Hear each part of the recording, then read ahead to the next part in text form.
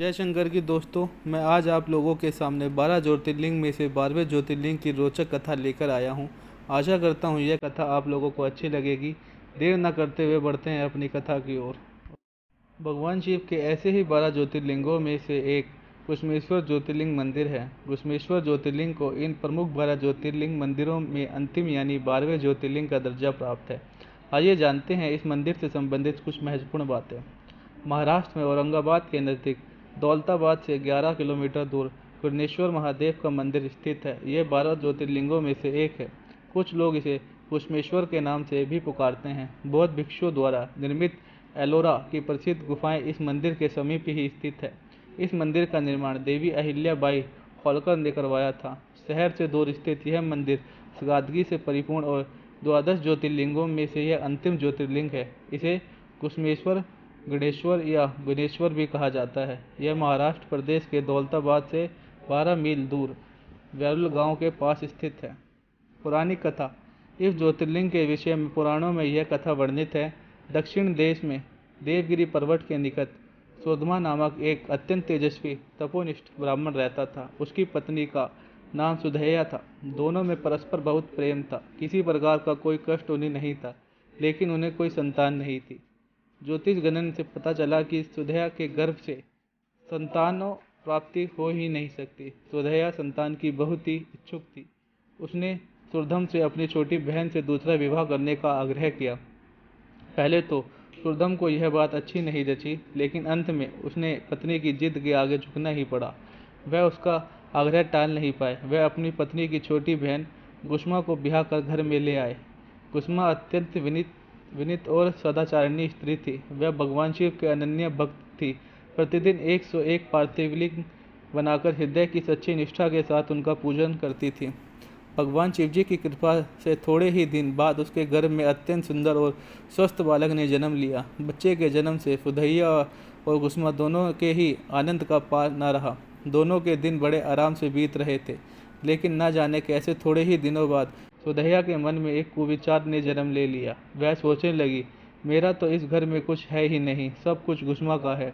अब तक सुधैया के मन का कुविचार रूपी अहंकार एक विशाल वृक्ष का रूप ले चुका था। मेरी पति पर भी उसने अधिकार जमा लिया, संतान भी उसी की। यह कुविचार धीरे धीरे उसके मन में बढ़ने लगा। इधर कुसुमा का वह बालक भी बड़ा हो रहा था। धीरे धीरे वह जवान हो गया। उसका विवाह भी हो गया।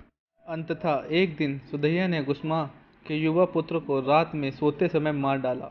उसके शव को ले जाकर उसने उसी तालाब में फेंक दिया जिसमें कुसुमा प्रतिदिन पार्थिव शिवलिंगों को विसर्जित करती थी। सुबह होते ही सबको इस बात का पता लगा। पूरे घर में कोहराम मच गया।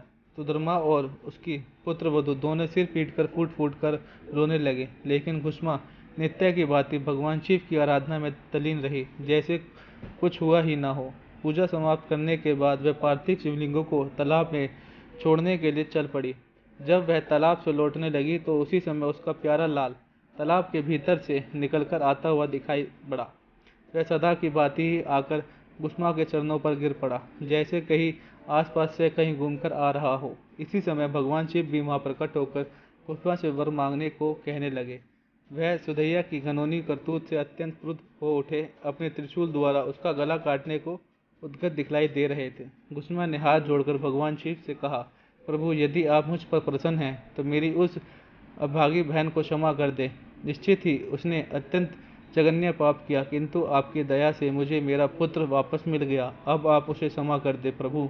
मेरी एक प्रार्थना और है, लोक कल्याण के लिए आप इस स्थान पर सर्वदा के लिए निवास करें। भगवान शिव ने उसकी यह दोनों बातें स्वीकार कर ली। ज्योतिर्लिंग के रूप में प्रकट होकर वह वही निवास करने लगे। सती शिव भक्त कुसुमा के आराध्य होने के कारण वह यह कुसुमेश्वर महादेव के नाम से विख्यात हुआ। कुसुमेश्वर ज्योतिर्लिंग की महिमा पुराणों में बहुत विस्तार से वर्णित की गई है। इनका दर्शन लोक परलोक दोनों के लिए ही अमोघ फलदायी है। गणेश्वर मंदिर का निर्माण किसने करवाया?